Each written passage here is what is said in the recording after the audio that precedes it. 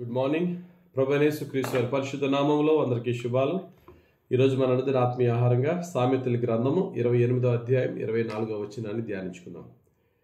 తన తల్లిదండ్రుల సొమ్ము దోచుకొని అది ద్రోహము కాదనుకునివాడు నశింపజేయువానికి జతకాడు. ఈ మాటలో, ఈ వచనంలో మూడు ఇంపార్టెంట్ మాటలు మనం మూడు భాగాలుగా మనం తీసుకుంటే, ఒకటి తల్లిదండ్రుల సొమ్ము దోచుకొని, రెండవది అది ద్రోహము కాదనుకునివాడు, మూడవది నశింపజేయువానికి జతకాడు. మొట్టమొదటిది ఏంటి? తల్లిదండ్రుల సొమ్ము దోచుకొని, తీసుకొని కాదు, ఇస్తే తీసుకునేది, ఇవ్వకపోయినా తీసుకునేదాన్ని దోచుకోవడం అంటారు. చాలామంది తల్లిదండ్రుల పిల్లలు తల్లిదండ్రులకి ఆస్తిని నా రైట్, అది నా హక్కు అని చెప్పి తీసుకోవడానికి ట్రై చేస్తూ ఉంటారు. బైబిల్లో కానీ భారతదేశ చట్ట ప్రకారంగా కానీ అది హక్కు కాదు. Children have no right to claim their parents property. పిల్లలకి తమ యొక్క తల్లిదండ్రుల యొక్క ఆస్తిపాస్తులను తనది, నాది, నాకు అధికారం ఉంది అని క్లెయిమ్ చేయడానికి, చెప్పడానికి అధికారం లేదు. గ్రాండ్ పేరెంట్స్ తల్లిదండ్రుల యొక్క తండ్రులు అనగా తాత ముత్తాతల ఆస్తిని వారు క్లెయిమ్ చేసుకోవచ్చు, కానీ తండ్రుల ఆస్తిని నాకు ఇవ్వి అని చెప్పే అధికారం ఏ కొడుక్కి ఏ కూతురికి లేదు. కానీ ఇక్కడ తల్లిదండ్రుల ప్రేమను బట్టి పిల్లలు డిమాండ్ చేస్తూ ఉంటారు.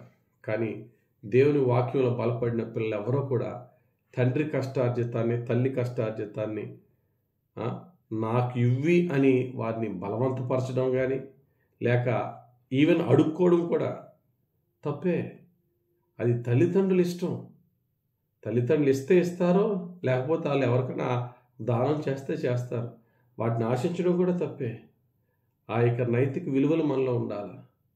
మనకు ఆ యొక్క ఆలోచన ఉందా? తల్లిదండ్రుల ప్రాపర్టీని నా ప్రాపర్టీగా భావించి, నాదిది, మా నాన్నదంటే, మా అమ్మదంటే నాదని చెప్పి లాక్కుని దాన్ని నాశనం చేస్తున్న కొడుకులు, కూతుర్లు ఎంతోమంది ఉన్నారు. బైబిల్లో ఒక కొడుకు ఉన్నాడు, తప్పుపోయిన కుమారుడు. తండ్రి ఆస్తిలో తనకు భాగం ఇచ్చేయమని చెప్తే తండ్రి, అక్కడ ఆ యొక్క లోకసోత 15 అధ్యాయం 12-13 వచనాలు ఉంటుంది. తండ్రి ఏం ఆర్గ్యూ చేయలేదు, ఇచ్చాడంతే. కానీ పట్టుకెళ్ళిన ఆస్తి కొడుక్కి ఆశీర్వాదంగా మారలేదు, మొత్తం నాశనం అయిపోయింది. అడుక్కు తినే స్థితికి దిగజారిపోయాడు. తల్లిదండ్రులను బాధపరిచి ఆస్తి తీసుకుంటే అది వారికి ఆశీర్వాదంగా ఉండదు. రెండో మాట ఏంటంటే, అది ఏమాత్రము ద్రోహము కాదనుకునేవాడట.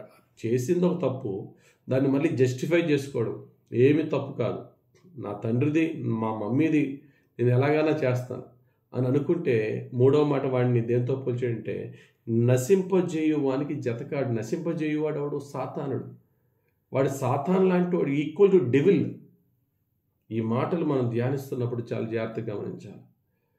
తల్లిదండ్రుల యొక్క ఆస్తిని మనం తీసుకొని దాన్ని మనకి ఇవ్వడానికి వారు ఎన్ని సాక్రిఫైజులు చేశారు, వారు ఎన్ని కంఫర్ట్స్ని తగ్గించుకున్నారు, అన్ని సుఖాలన్నీ తగ్గించుకొని మన చేతికిస్తే వాళ్ళ కళ్ళు ఎదురుకుండా, వాళ్ళు ఇంకా మరణించకుండానే వాళ్ళ కళ్ళు ఎదురుకుండానే ఆ యొక్క ఆస్తిని మనం వ్యసనాలకో లేకపోతే లగ్జరీలకో ఖర్చు పెట్టేస్తే వాళ్ళ మనసు ఎంత వేదన పడుతుంది. కొంతమంది పైకి చెప్పలేరు, కొంతమంది గట్టిగా గద్దించే తల్లిదండ్రులు కొంతమంది ఉంటే, ఎక్కువ మంది లోపలే కుమిలిపోతూ ఉంటారు.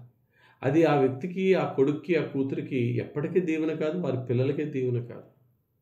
బైబిల్లో తల్లిదండ్రులను దూషించినా, తల్లిదండ్రులను బాధపరిచినా, తల్లిదండ్రులకు హింస పెట్టినా, చివరికి తల్లిదండ్రులను నిర్లక్ష్యం చేసినా, పట్టించుకోకపోయినా, వాళ్ళ ఫీలింగ్స్ని మనం ఏం పర్లేదులే అని అనుకున్నా సరే వాడికి శాపమట. చూడమాట, ద్వితీయోపదేశకాండం 27వ అధ్యాయం 16వ వచనం. తన తండ్రినైనను తన తల్లినైనను నిర్లక్ష్యము చేయువాడు శాపగ్రస్తుడని చెప్పగా ప్రజలందరూ ఆమెన్ అనవలెను. చదవబడిన వాక్యాలు చూసాం కదా. కనీసం నిర్లక్ష్యం చేసినా వాడు శాపగ్రస్తుడు. వాళ్ళ ఆస్తి, తండ్రి కష్టార్జితం, తల్లి కష్టార్జితం, వాళ్ళు ఎవరికైనా ఇచ్చుకుంటారు. ఒక్కొక్కసారి తల్లిదండ్రులు కొంచెం పక్షపాతంగా ఉంటారు. పక్షపాతంగా కూతురికి ఇవ్వడమో, లేదా ఒకే కొడుకు ఎక్కువ ఇచ్చేయడమో. ఒకవేళ ఇవ్వలేదంటే మనం ఏమనుకోవాలంటే, మన మనసులో అది తాత ఆస్తి అంటే నాకు రైట్ ఉంది, కానీ మా నాన్న కష్టార్జితం, మా అమ్మ కష్టార్జితం, వారు ఇస్తారంటే ఎవరికి ఇవ్వాలనుకుంటే ఇచ్చుకొని మనం ఫీల్ అవ్వాల్సిన పని లేదు. నాకు అన్యాయంగా నాకు తక్కువ ఇచ్చి మా అన్నయ్యకో, మా తమ్ముడికో, చెల్లికో, అక్కకి ఎక్కువ ఇచ్చేస్తున్నారు అనే ఫీలింగ్ ఉందా? దేవునికి వదిలేసే, ప్రభువా నా తండ్రి ప్రేమ, నా తల్లి ప్రేమ నాకు సమానంగా రాకపోయినా నువ్వు నాకు దాన్ని భర్తీ చేసే దేవుడు అని దేవుని మీద ఆధారపడు తప్ప తల్లిదండ్రులను ఏమాత్రము కూడా అగౌరవపరచొద్దు, వారిని బాధపరచొద్దు, వారి దగ్గర డబ్బు అని ఫోర్స్ చేయొద్దు. అది వాక్యానికి వ్యతిరేకం. కాబట్టి ఆస్తి ఇచ్చినా ఇవ్వకపోయినా తల్లిదండ్రులను ప్రేమించి గౌరవించే హృదయం మనం ఎప్పుడు కలిగి ఉందాం. దేవుని మీద ఆధారపడదాం. మన చివరి శ్వాస వరకు మన హృదయంలో కూడా మన తల్లిదండ్రులను నిర్లక్ష్యం చేయకుండా ఉండడానికి ప్రయత్నిద్దాం. వారి కళ్ళెదురకుండా వారు మనకి ఇచ్చేది ఏదన్నా ఉంటే దాన్ని రెట్టింపు చేసి వారిని సంతోషపరచాలి తప్ప వారి కళ్ళెదురకుండా దాన్ని దుర్వినియోగపరచడం అనేది మనకి మన పిల్లలకి ఆశీర్వాదం కాదు. దేవుడి మాటలు మన జీవితంలో మేలుకరంగా ఫలింపజేయను గాక. ఆమేన్.